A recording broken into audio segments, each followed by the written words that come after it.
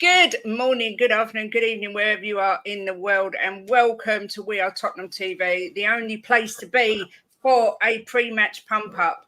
You've heard of Avengers Assembled. We are the Revengers Assembled, getting revenge for the 4 points that took off us from last season. So smash a like, everyone, for Ben and Sim, and for the fact that Premier League football's back. So to my right or left, right, I've got Captain Optimistic Jimbo from the Perfect Match. We've got Ash, who is Captain Tactics. That's what I like to call you, Ash. And we've got Jose, who I'm going to call Captain Balanced, who brings the optimism with a little bit of balance to it as well. So, Jimbo, how are you doing? Well, I'm a bit worried with you hosting, not knowing your left to right. So I don't know my left, right. Sorry. no, how are you doing, Jimbo? Yeah, all good, thank you. Good. Looking forward to this and looking forward to the game. And good morning, Ash, and good morning, Jose. Yes. Good morning, mate. Good morning, Captain Tactics. Ash, how are you doing, sir? You know what? I woke up a little bit groggy, but I'm all right now, man. You know, I feel a little bit better. The weather was a bit down, but yeah, you know, as the game's getting a bit closer, I'm starting to feel re-energized. So let's bring it, man. Good. That's what we like to hear. And Captain Balanced, Mr. Jose, how are you today? I'm fabulous. I'm fantastic. Looking forward to the show, but also looking forward to Tottenham playing like I always do. Yes, exactly that. Thank God the international break is over. What a boring couple of weeks it's been. But only one place to start. Don't like to go back too much and harbour on the past. But, you know, the international break for me came at a bad time. Confidence was a bit low after Brighton came back and beat us a couple of weeks ago. Jose, are you of the opinion that the international break came at a good or a bad time? You know, Jimbo has said he thinks it was a good time. I think it was a bad time. What's your thoughts? You can spin a coin and go either way with this, can't you? Really, you can side with Jim, you can side with you, Kate. There's two ways of looking at it. So you can spin the side of a coin and find out. To me, the way you can lose a game of football, right? Because teams do win and they do lose, but it's the manner of losing. And after being on top and absolutely destroying Tottenham in the first 30 minutes of the first half, to then see the swing change into the second half, kind of left you grated, if you like. You know, it was a defeat that left you grated, and it's one of them ones that sticks with you. It wasn't like, oh, we got beaten by a team, it was such a close game, and that it wasn't. It was a non-entity in the second half. Second half, it was all Brighton. So you leave after that, and you think to yourself, God, bloody hell. But what I'm hoping is that the players, for me, most of my blame went onto the players, a bit onto Ange as well. But I thought the players let us down. I don't know what happened at half time. I don't know whether they all drank from the same tea urn. I don't know. I don't know whether they all ate the same sandwich or the same supplement they had at half time. But when they came out in the second half, it's as if they didn't even know each other. It's as if they'd all met for the first time, and we were at sixes and sevens everywhere. So I'm hoping that today, or sorry, during the 2-week period, the players that have gone into international duty, the players that stayed at home, I'm just hoping that they've taken a good look at themselves and that they think to themselves, we owe ourselves a good performance today. We owe the manager a good performance today. We owe the fans a good performance today. And that's what I'm hoping that the players have taken on board from that. Yeah. Yeah, I mean, Ash, where do you sit on it with the international break? Do you think it was a good time for the players to go and reflect, or do you think it's something they might have been stewing on it? What's your thoughts on it? Yeah, no, I doubt they were stewing on it. They went away.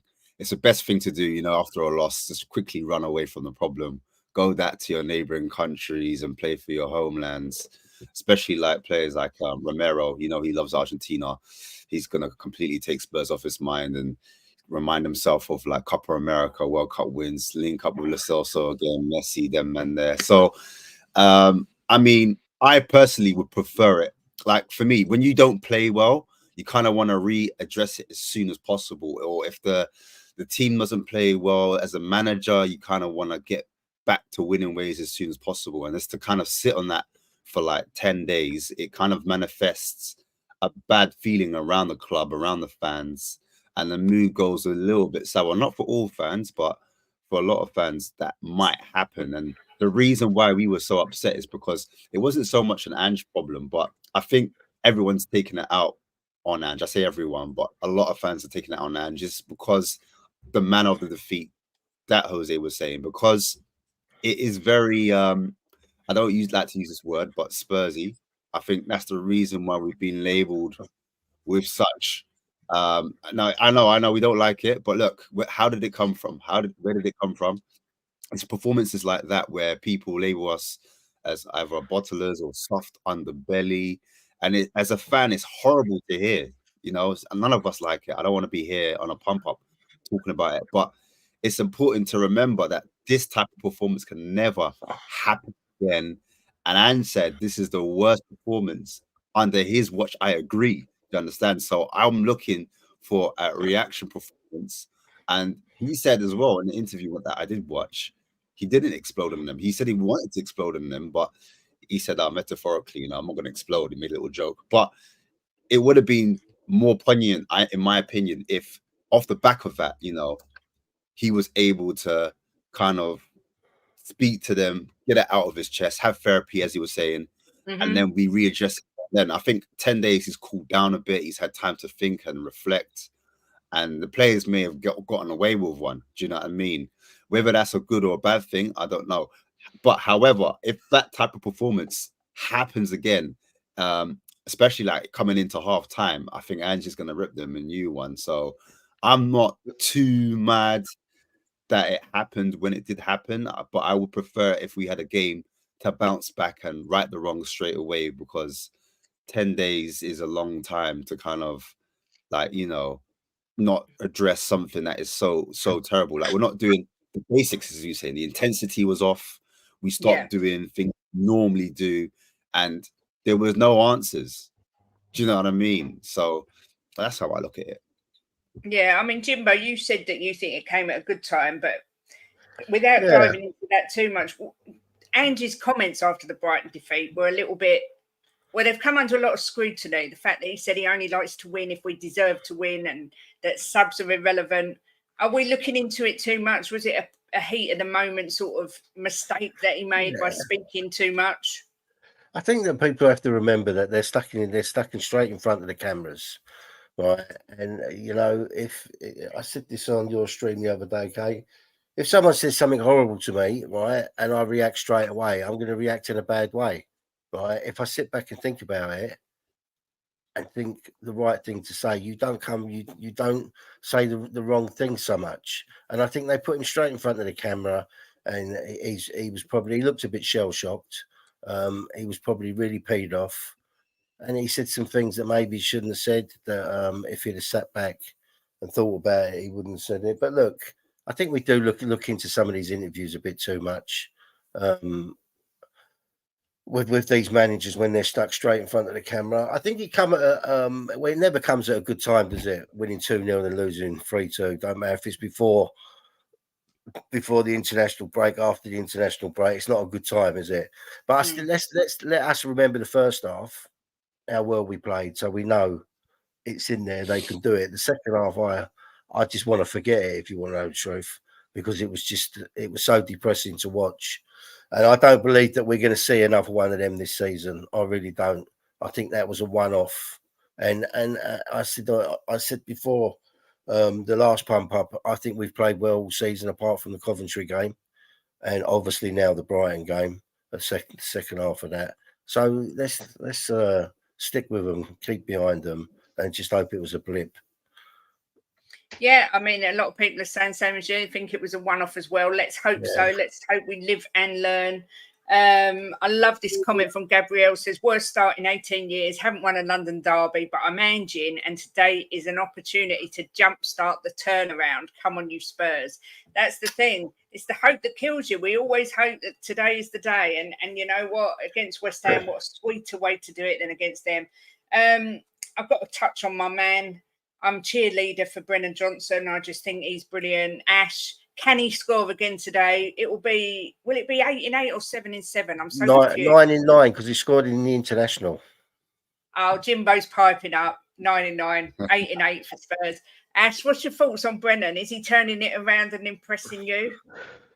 You know what? He's finding his form. He's finding confidence, and good on him, because, you know, if something like this, where you've got a lot of adversity, helps you to kind of find your, I don't know, your rhythm, or it helps you to kind of kickstart you, then yeah, I'm happy for the kid. You know, I think everyone wants him to do well. Do you know what I'm saying? And I like the fact that his game intelligence and where to be on the pitch, where to arrive, his timing is getting better and better. So him taking those goals, not overthinking things, keeping it simplistic, and like him coming off the wing, I think that's where a lot of people are liking him.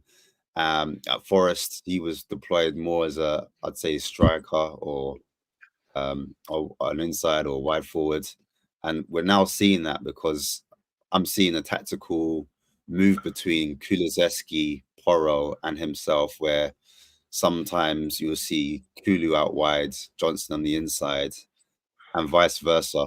Also, Porro getting involved on the outside quite a bit, and then sometimes inverting. And those players moving around those positions help to occupy defenders or the opposition players. So that's when spaces open up for Johnson. And I think the inclusion of Solanke is also helping Johnson get into form, make runs from deep, and not being able to pick him up. So may long it continue. I just like, you know, a lot of people complaining that, you know, some of these players only finish one type of way, where they're tapping merchants, and he's proven now that he can score like almost like a snooker ball. He just hits it right in that corner. So I'm liking those type of finishes. I like the fact that even before the went into the back of the net against Manchester United, he's smiling before that ball goes in. I think that says a lot about his confidence. And, you know, people say those goals are tap-ins, or they're easy. They're not, because you need to know when to arrive in the box, and you need to have the intelligence to you know, arrive there at the right time. And then also the actual gumption to keep going, to keep pushing forward, to then, you know, get on the end of things. So for me, I would say, yeah, basically, you know, yeah, big up Johnson, man. Big up. That's what I've got to say, really. You know Ash, a goal's a goal, no matter how it goes in the net. I mean, right. Yeah. As we can see, the lineup is out, and I'm loving it. I've got to say, we've got Vicario in goal, Pedro Porro, Romero, Van de Ven, Udogie, pretty much what we expect. Then we've got Bissouma, Big Bad Biss is back, along with Madison and Kulu in midfield. Johnson, Solanke, and Captain Fantastic Sonny's back on the wing. Thank God, no Werner. And our substitutes are Forster, Dragushin, Gray, Bentancur, Sarr, Bergvall, Moore, Richarlison, Werner. And as someone's just pointed out, Spence signed a new contract this week, and he's not even made it to the bench. Jose, are you surprised with the lineup and the Spence Mittal, or am I looking into it too much? For me, Sonny was always going to come in. If Sonny's been training, Sonny was always going to come back. So that made absolute sense. It depends on what Ange saw in the game against Brighton. I expected the team to be only have one change today, in Sonny coming back is what my expectation was. Listen, I'm not going to pile in on him because he's a player for us, but I need Bissouma to show up today. I really do, because I think Benny has showed up in the last few games, and Bentancur has mopped up, picked the ball up, released it straight away. We're on transition. I need Bissouma to do that. I need Bissouma to start playing at a peak Bissouma that can be. And yeah, I'm surprised Bissouma's got a start, but obviously he's done whatever he needs to do to get that start. And I need Bissouma to really, really show up today. As for the rest of the lineup, the players that are missing, yeah, you've got Spence missing, and obviously with Richarlison being back on the bench, Lankshire's not made the squad either, not made the bench. But with Spence, I don't really know what to make of it really, because he's put apparently, Jose, sorry to interrupt, but someone said that he got a knock in training. I was going to say because looking at this, he's got Dragusin and Gray there as probably the defensive cover. We've got three attacking covers, and we've got three midfielders there. Yeah, I was surprised with Spence signing a new contract. I would have thought Spence would have been there. But it'll be a toss of a coin between. I mean, if Spence was there, who else do you drop from the subspace that's there today? I don't know. It's quite an awkward one to look at. Yeah, Werner. Yeah, the obvious choice would be Werner, wouldn't it? Yeah, yeah. I suppose you're right. But no, as I said, for me, I thought Son would be the only change today, but he's changed Bissouma. I need Bissouma to turn up. Yeah, I agree. And I mean, it's weird because we've got this ban potentially hanging over Bentancur's head, but Bissouma comes in. Jimbo, what do you think of the lineup? Are you pleased or? Well, I think it's our strongest 11K, if you want to know the truth. That's what I think. So the only one in that team that worries me a little bit is your doggy seems to be making a few mistakes. We know Romero has, but your doggy's made a few mistakes. He seems to be not quite up with it yet, and I think he's a fantastic player, and I love him to bits. I love him as a footballer and his character. I like his character as well. But I don't know if you watch the Brighton game, he made a few mistakes in that, and he has done in some of the other games. But if he's on form, your doggy, then we we've got nothing to worry about. But he has been susceptible to a few mistakes this season. Yeah. I'm glad to see Sonny back in the team. I did think he'd walk straight in. I mean, there has been, this was mentioned earlier, there's been a lot of people calling for Romero to possibly be dropped. Obviously, Alan said about dropping Udogie for Spence. We know Spence is injured. Ash, do you think, are you surprised he hasn't dropped Romero? Do you think, I mean, we had this discussion on my channel yesterday of whether Ange is brave enough to make a call of dropping Romero, or do you think it's too reactive to call for Romero to be dropped? I think when it comes to what Ange wants, I think even the inclusion of Bissouma today tells me he wants to be on the front foot. And if you have Romero, a lot of our attacks start from him. So I know we are focusing on the defending, and we're worried that, about Bowen, and we're worried about Kudos and maybe possibly Antonio and those type of players. But in terms of progression and on focusing on what we do well, Romero has a big part of that. Now, Dragushin, yeah, he's a fantastic box defender. He's really good in the air. He's got great aerial ability, and he's quite physical for a young man. He's got a wide frame, so he's got all the attributes that you want from a centre back. Romero has let us down more than one occasion with his lapses of concentration, and his decision making at times has cost us. But when you're talking about being on the front foot, when you're talking about carrying the ball out from the back, when you're talking about progressing the ball, progressive passes, he's one of our best players.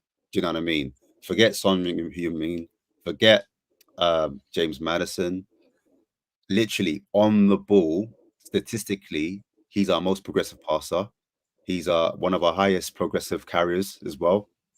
And so when you want to start the attack and you don't have your goalkeeper going long and the ball goes out to him, he's going to be the one to progress that ball over up the pitch. And defenders now, if you watch it, attackers don't really press Romero because they know he's good on the ball. Do you know what I mean? Mm-hmm. And there's certain times where we've had arguments. Oh, should Romero play in the back three? Why is he playing in the back three? Because he's so good on the ball. Should Romero be a 6? Should he be DM? Why? Because he's so good on the ball. So I think he's essential to the way we start our attacks. He's essential to the way we build up. Do you know what I mean? And I think also Van der Ven's often spoke about how Romero is an important partnership with him. He's learned a lot about him. He's learned from him, being aggressive. And Germany wasn't so aggressive and front-footed. And he said being next to Romero and having a partner like that, that's helped him as a centre-back. So I think to switch the partnership at this time, especially when we're at home, I think Ange wants to go out all guns blazing, and Romero is the best fit profile, in my opinion, for that role. Yeah, I hear you. This is obviously the West Ham lineup. Thought I better bring it up. Areola, Wan-Bissaka, Todibo, Kilman, Emerson, Rodriguez, Souček, Paqueta, Kudus, Bowen, Antonio. Jose, looking at the West Ham lineup, rewind. Who out of that squad makes you nervous? None of them. Don't do it, Jim. You sound like Jim. No. Honestly, I always say this. I mean, it's going to be rinse and repeat, but I always say, forget about every opponent you've got that you play against is going to have their strengths and their weaknesses. But I think that we need to concentrate on what Tottenham can do and how we can affect the game. And we're at home, and it's down to us. We impart our style of play and our vision on what the plan is for the game, and then impart that. We beat them. Simple. The one thing I'm really happy about, because he's the slowest footballer I've seen in the Premiership for many, many years, is that they got Guido Rodriguez playing, because he is the slowest player. He got absolutely eaten when they played Chelsea. He's so slow, it's beyond belief. So I mean, I don't know what's happened to Alvarez. I expected Alvarez to be playing there, but they've got Isn't Rodriguez. he injured? I'm not sure, but Guido Rodriguez, and I can see you nodding, Ash. I don't know whether you noticed it, but he's probably one of the. Yeah, he is on the bench. He's one of the slowest footballers I've ever seen in the Premiership. He really is that slow. So, if Maddison and Kulu can get ahead up with steam, then they should be getting past Rodriguez. So, yeah, as I said, for me, every team has got their strengths and weaknesses that we're going to play against. I hear a lot of people saying, or a lot of people will turn around and say, if I switch on, I'd hear people saying, Kudus is going to cook us. Bowen's going to cook us. I'm going to hear all this, but then I heard all this when we played Brentford, and Bremo's going to cook us. When we played against Brighton, yeah, it happened in the second half, but it was all Mitoma's going to cook us. And I hear this from everyone, and to me, at the end of the day, yeah, everyone's got strengths, but we should play and put our plan into action, and we should come off better than them. So I fear no one at all. I like it. I mean, I will say, you mentioned Alvarez. He is on the bench along with Danny Ings. Guilherme. I don't know if I've said that right. Guilherme, the Brazilian, yeah. Mavropanos, Somerville, Kufel, Sola, Creswell, and Fabianski. Jimbo, I'm pretty sure I know what you're going to say, but for me, Antonio likes to score against us, but then Bowen, Kudus, and Paqueta all make me a little bit nervous. Anyone there that concerns you, Jimbo? No, not at all. I'm with Jose here. Well, if you look at our 11 on the pitch, they're capable of beating anyone, including City. If they play their football, nobody scares me. And Antonio's lost a bit of pace. When I watched West Ham a couple of times, he's not as quick as he was. He's still big and strong, obviously. No one worries me, Kate. We're a good team. I was thinking about it this morning while I was reading about Tottenham. We are a real good team. They just need to get it right. And when they get it right, they're a force. We've seen that when they get it right. You know, we batter teams when they get it right. The first half against Brighton was just phenomenal. You know, they don't capitulate. We win that 4 or 5-0 probably. So look, we go out there and we win today. I'm sure they're going to give us a response, especially being at home in front of the fans. I bet they're up for it as much as we're up for it. I hope so. I've got to say, we've got 429 watching and only 69 likes, which is outrageously bad. So please do smash a like for Ben and Sim, otherwise he might sack us. And then what will we do? Ash, obviously, I don't even know where I was going to go with that. So I'm going to go with something different till it comes back to my brain. This is my age. If we happen to not win this game, God forbid, is Ange under pressure, do you think? I know obviously from the fans, but I'm talking about, do you think he's under pressure from the board? Because let's be fair, the start to the season hasn't been great. I think that coming out with the fan forums should suggest that they're totally behind this manager. But you can never know how the fans will turn. And off the back of the bad performance of Brighton, I think if we had gotten a result against Arsenal, and because that record was quite poor, three losses under Ange under Arsenal, people weren't happy.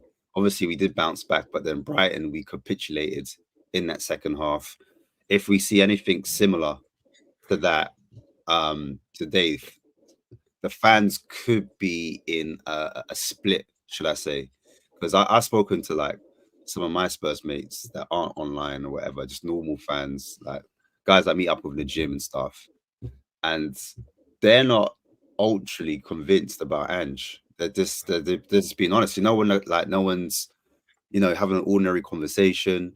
So there's a mixed opinion about Ange at the moment. So he needs to get back to winning ways as soon as possible to win back the fans. And when the fans do turn, the board do get nervous, and especially if we start to pull away from that top four remit, because Champions League makes the club more desirable.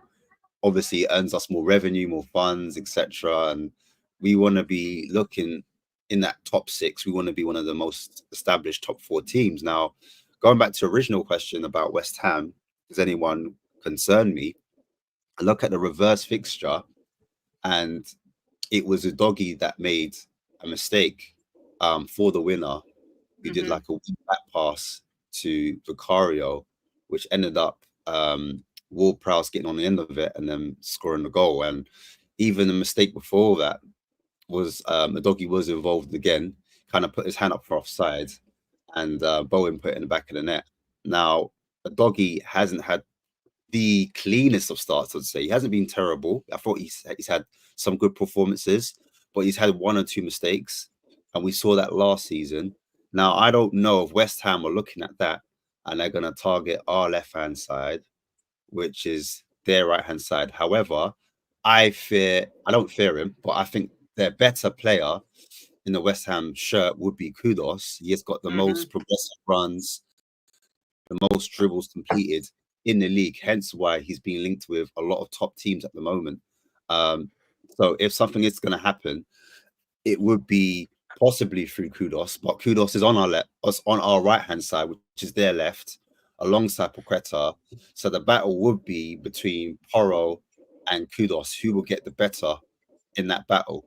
And I feel like at times Porro can be exploited defensively. If we're being totally honest, we look at Porro on the ball and we say he's an amazing player. That's why he's been linked to Real Madrid. But off the ball, you can get at him. Balls over the top. Sometimes he doesn't check his mirrors. You can get at him, and that's not be trying to be a negative or pessimistic Spurs fan. I'm just saying there are things where West Ham could look at that and think, oh, maybe we attack this fullback. And it comes down to me for the wingers, Johnson. Johnson's got to do his job in protecting Porro. So is Son. Son's got to do his job protecting the doggy. Do you know what I mean? It's not just the fullbacks by themselves, especially when we ask them to be so high up the pitch and the spaces in behind. Now, with their fullbacks, I'm not afraid of their fullbacks, but what they do tend to do is double up. So they'll have a fullback and a winger on one side, and that could cause problems if you're doing 2 versus 1 against Porro. Am I making sense?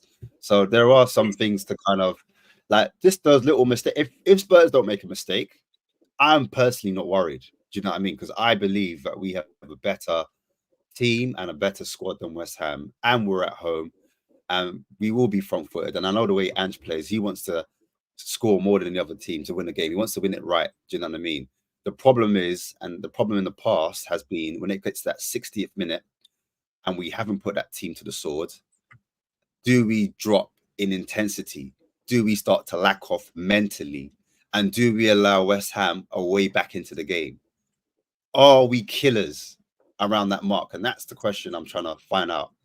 Does Bissouma coming in, is he going to be a security blanket for Van der Ven and Romero?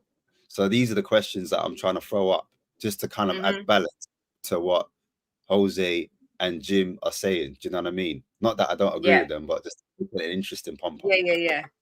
It's like I'm getting some stick in the chat for saying they're saying I'm suggesting Angie's in trouble. I'm not suggesting anything. I was purely posing the question because anyone who watches YouTube will know there are certain fans that are already Ange out. No one, I believe, on this panel is Ange out at all. It was just something that I was asking to just create a bit of conversation. I'm not suggesting anything. But I mean, Jose, West Ham, we all know this is their cup final today. Do you think he started Biss as well because he's a little bit more defensive after we capitulated against Brighton, or do you think it's purely rotation? I'm not actually. It's obviously something he's seen because Biss is one of the last players to come back from international duty. So the last 3 to return, they all returned at the same time. Were Sarr, Biss, and Kuti. They're the last 3 to return. But on the other side, Bentancur is suspended for Uruguay, so he wouldn't have travelled to Uruguay. So therefore, the person who would be more fresher would have been Bentancur. So obviously he's seen something that from the last match, obviously seen something in training whilst the players have been on international duty, and seen something since Biss has come back for a couple of days that made him choose Biss over Lolo. But yeah, because I saw someone in there saying he's fresher. He's not fresher because he's the one that travelled. But you know, at the end of the day, look, I'm not averse to Biss starting, but I need to see Biss step up. I don't want to see Biss. I don't want to see Biss play one good game and then 9 bad games. We need to get a run of consistency from Biss. But in order to do that, then Biss has got to be playing as well. Because lately it's been Bentancur that's been the starting man in that position. So, you know, he's obviously seen something and he's picked the side that way. But I do need to see Biss step up. You know, we've had too many false dawns with him. The Biss they had at Brighton, and obviously I've said it before to people, I play with Brighton supporters football when I play football, and they all say to me that we never got the Biss that they had at Brighton. I mean, I did play a different formation because he played with Caicedo beside him, so I did play a different formation where he's one, if you want to say holding midfielder, where Caicedo did the holding, and then Biss did more of the 8 role. But we're asking Biss to do well. I don't know whether we're asking to do 6 or be a hybrid 6-8 for Tottenham. But I just need him to step up and start becoming more consistent. But with consistency, you've got to be playing games anyway. Yeah, exactly. Big up to DJ Samuel's been a member for 28 months. Big up to you. Thank you very much. Jim, obviously, we're talking about Biss. Another one who's come back today. Sorry, for those who can't see, the substitutes are Forster, Dragusin, Gray, Bentancur, Sarr, Bergvall, Moore, Richarlison and Werner. Do you think Richarlison might get any minutes today, Jim? I know there's been a lot of people talking about how he could possibly never play for Spurs again. I've heard people say such things. Do you see him getting any minutes today? Well, can I just say on Biss first? I don't think Biss has been bad this season since he's come back from Balloon Gate. I think he's done well. Balloon Gate. I do. I think he's done well and played well for us. So I've got to stick up for him there. I think we're waiting to see him get up to the level of those first 10 games of last season. I think that's what it is. He's set the bar up here. I don't think we should be knocking him because I think that he's done well this season when he's played. So I'm going to stick up for him there. And the pigeon. Well, you know, I love the pigeon. I can't help it. There's just something about Richie that I love. I love his passion for the game. I love it when he gets stuck in when we need people to get stuck in. So it would be lovely. I said to you when we saw he was back in training, Kate, I said to you, I think he'd get probably 25 minutes, 30 minutes. I suppose it's depending on the score, really. But I think he'd get some minutes today if we're winning or losing. You know, late on, I think they get him on the pitch. It's good to see him back. Really good to see him back.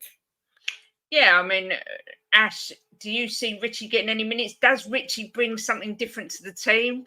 What's your thoughts on the pigeon? That name, boy, pigeon. Let me just take a back step, if I can, because I think that Bissouma talk is an important one. And I hear what Jimbo's saying because I'm a big Bissouma fan, by the way. I love Bissouma. I think what he does on the ball, when he's on it, he's unplayable. Do you know what I mean? His ball carrying, his dribbling is exceptional. He can beat the press. He's press resistant. He can start the attacks as well from deep, take it off the fullbacks or centre backs on the half turn, and he can be a threat.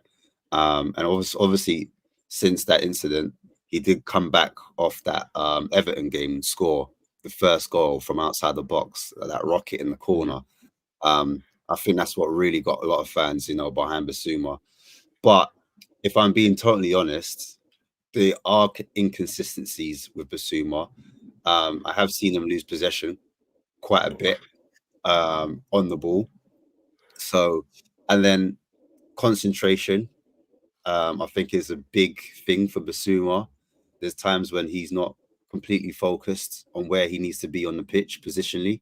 And sometimes he goes wandering and he's a little bit too high up. I don't know if it's an instruction from Mange because he wants his players to be front-footed. But I just felt with Bentancur, he was a little bit more disciplined in that role and he kind of sat off and he kind of marshaled that the middle of that pitch a little bit better, just around that centre circle when the two centre backs, one of them would like to push on. I don't know if it's an instruction from Ange to say, like, Bissouma, I just want you to be free, like, have the shackles off. And I don't want a player to be, you know, pinned down. Do you know what I'm saying? But do we want a more robust midfielder in Bissouma compared to a Bentancur? Because I think that's the argument. I think a lot of people are thinking that Bissouma is a lot more defensively solid than a Bentancur, like more physical in his duels, tenacious in his tackles, etc. Might give away a free kick. That's what I mean by lapses of concentration. But however, he's a bit more aggressive than a Bentancur. The only problem is with Bissouma, is there a mistake in him? Do you know what I mean? That will be costly. Is he too risk averse? What do we want? Do we want destroyer in the middle of the park to protect? Or do we want control? Do we want someone that can kind of get on the ball and start the attacks? Do you know what I mean? And so that's what you got to kind of weigh up. Because I mean, the biggest thing against Brighton, people complaining about was the control. It wasn't even a destroyer thing. It was like, we lack control. We don't know how to control the tempo of games, to take the sting out of games. Even when we do not go down, but we can see the goal. Can we manage those minutes? Can we see things out and take the momentum out of the game? Because I think that's an issue sometimes. When the momentum swings in the other team's favor, how do we prevent that? How can we slow that down and get our heads and reposition players? Is Bissouma that guy that's going to talk to the fullbacks and talk to the centre backs or talk to the midfield? You need to be here, you need to be there, blah, blah, blah. Or is that more of a Bentancur role? Do you know what I mean? Or do we lack that in our team? Do you know what I mean? Do we lack that in our first 11? Is that meant to be Romero giving those orders? And that's where we talk about leaders. You know, that was a big talking point. Is it a leadership issue? Or is it a quality on the ball issue? Do you know what I mean? And so I think that's why I had to go back to that Bissouma question before I went to Richarlison. Now, Richarlison, around the camp, he's jovial. He's good to have around. I think people like him inside the camp. Coming off the pitch, you know he's going to give 100%. I think that's why a lot of Spurs fans get behind him. Like, he wears his shirt like it's a piece of his skin. And also when he's pressing, he's a maniac. He's pressing hard. And sometimes he presses so much that he injures himself. The way he runs and presses the keeper, presses the centre backs, doesn't really do it coordinated at times. But I think getting on the end of things is really good to know when to get into spaces, a bit like Johnson. And at times last season, I remember against Everton, I don't know if it was because it was at the Merseyside, he created a chance by himself, which I was shocked by. I thought, Richarlison was a bit one-dimensional. He's not the most technical player, which I still think compared to Solanke. But again, in the air, he's a menace. Will we use him as a left winger at times? Maybe we take Son off and we put Richarlison on and leave Solanke up top as well, and maybe, or we go to a two up top, maybe, and we kind of switch it up and go to a slightly different formation. I don't know, but Richarlison has played on the wing before at Watford, at Everton, so he does know how to play that role, and he has played on for us on the left. I remember against Liverpool when we were at home, he played on the left, and he was amazing that game. So he's not my favorite player, but can he cause mayhem? Can he cause disruption? Yeah, I think so, and I think he's a positive addition to our squad. And I look on that bench and I look at him to change things up if things aren't going our way. Yeah. I mean, look, he's a player that divides the fan base. Let's be fair.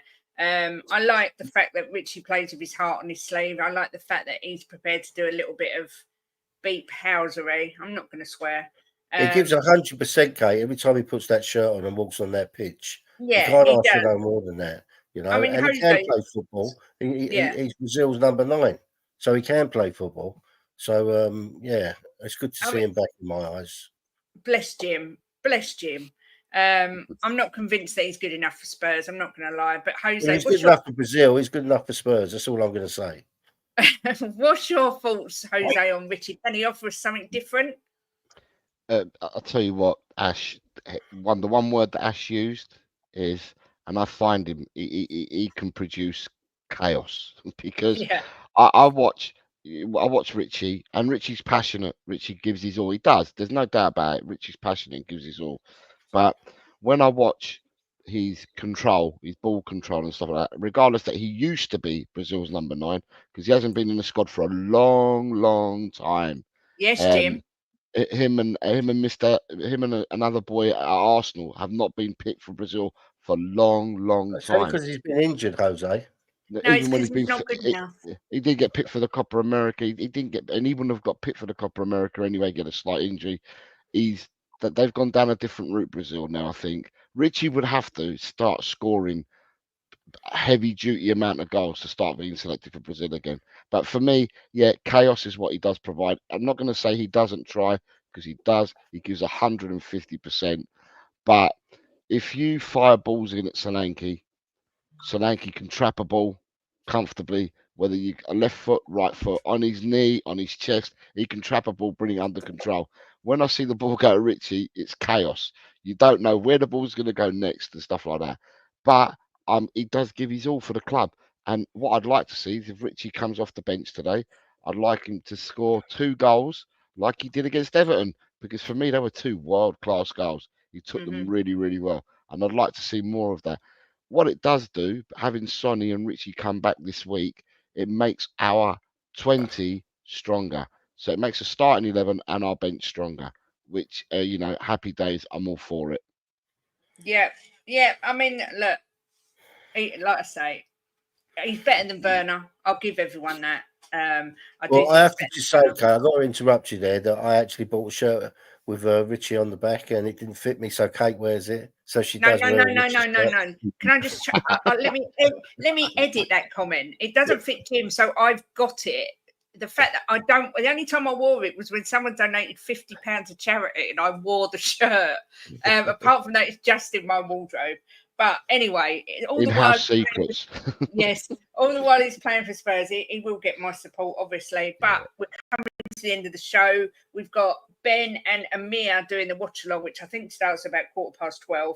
But we come to the bit where we need to know what the score is going to be, who's going to score the goals for Spurs, I want everyone in the chat as well, please put your score predictions in. I'm going to come to Jose first for what you think the score is going to be and who are going to score the goals, Jose. Ooh, right.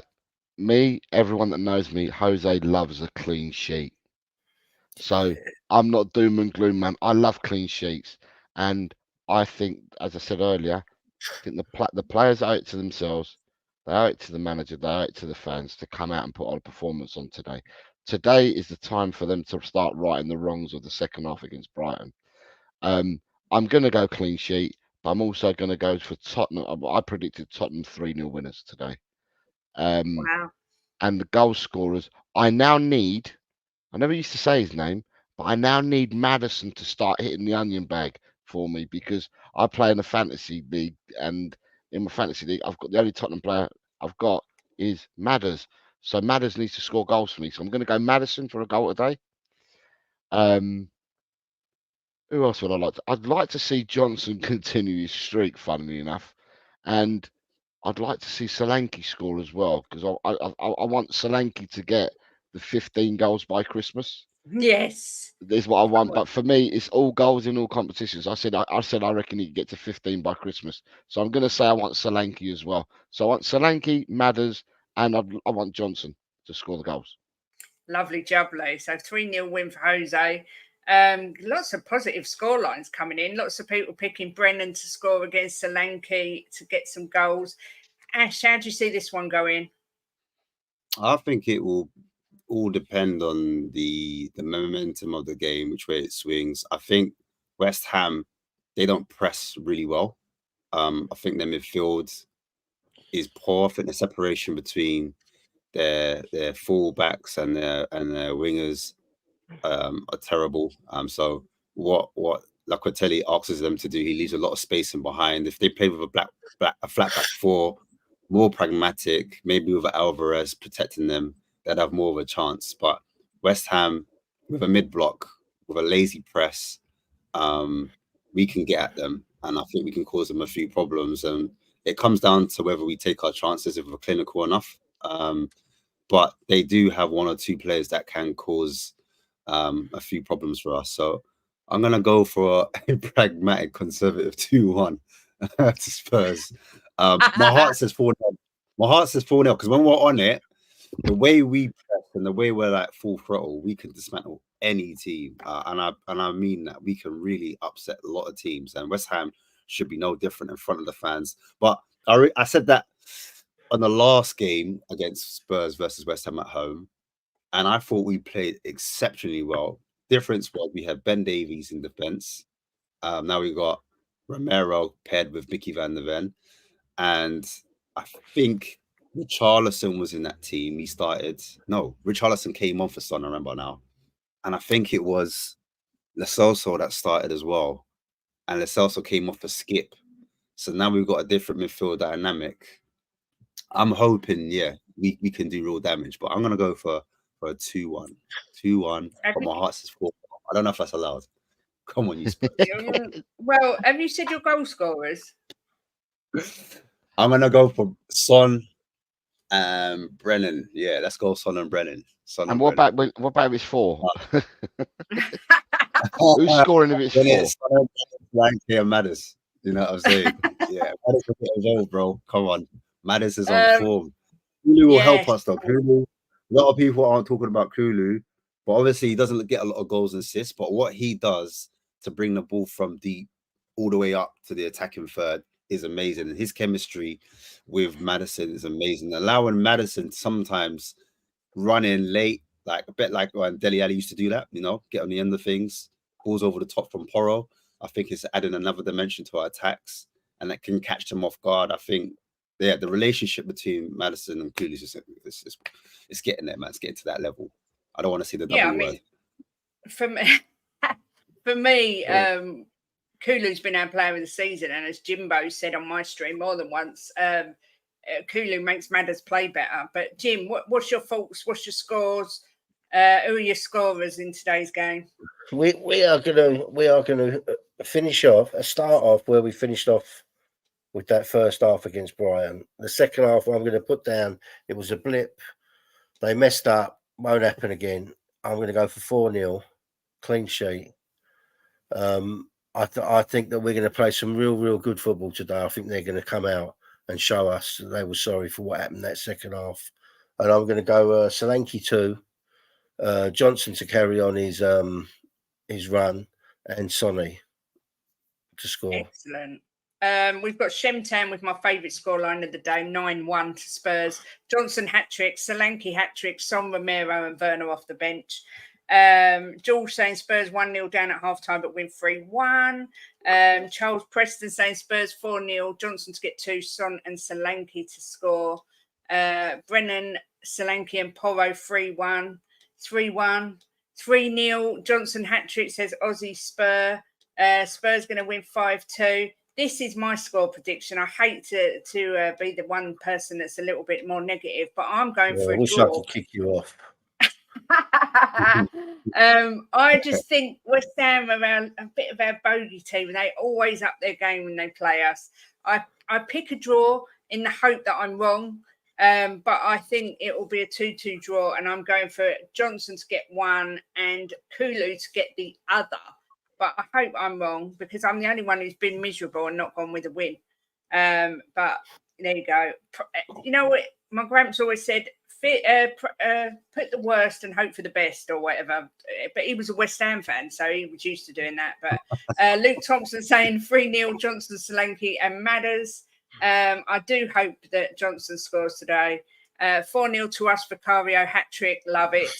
I'm sorry, guys. Look, I know I'm getting told off.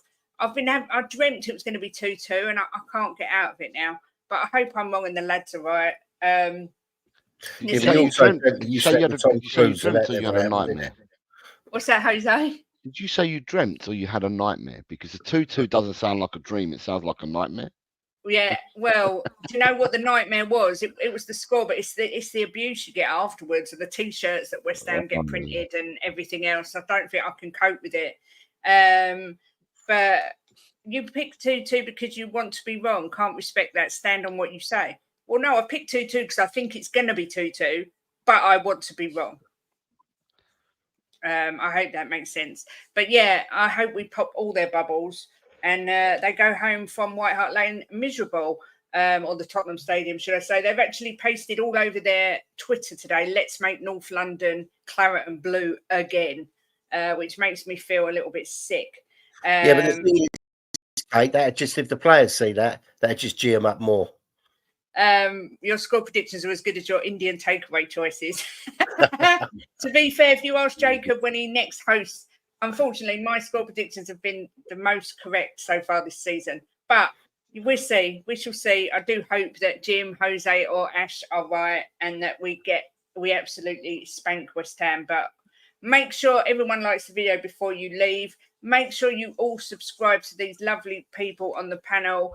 We've got myself and Jimbo over at The Perfect Match. Used to be Just a Girl Who Loves Spurs, now rebranded as The Perfect Match because Jimbo's always there. We've got Ash over at Spurs Kings TV along with Haz, Marlon. Am I missing anyone? Deji. And Deji at times. Deji. Oh, and Deji Delusional. Yes, Delusional Deji's over there as well with his club and his, what was it? Something in the location. His bum wiggling. His bum wiggling. Domination in the location. That's it. So go over to Spurs Kings TV as well. And then we've got Jose over at ElTelCockerel, the Best Predictions League on YouTube. Make sure you please go over and subscribe. All the links are in the description. But yeah, Ben and Amir will be starting the watch along in about 15 minutes. Hope everybody enjoys the match. And yeah, anything anyone wants to say before we go? Come on, you Spurs. In the big hands, I trust, and come on, you Spurs. Yeah. Come on, Amanda. Do the right thing. Amanda Stevely in, and come on, you Spurs. Let's go. Exactly. New hashtag people start getting it in. Start getting it in. Exactly. Listen, enjoy the game, everyone. Let's hope for a win, and that it doesn't ruin our weekend. Sub to everyone. Have a great day. And as always, come on, you Spurs.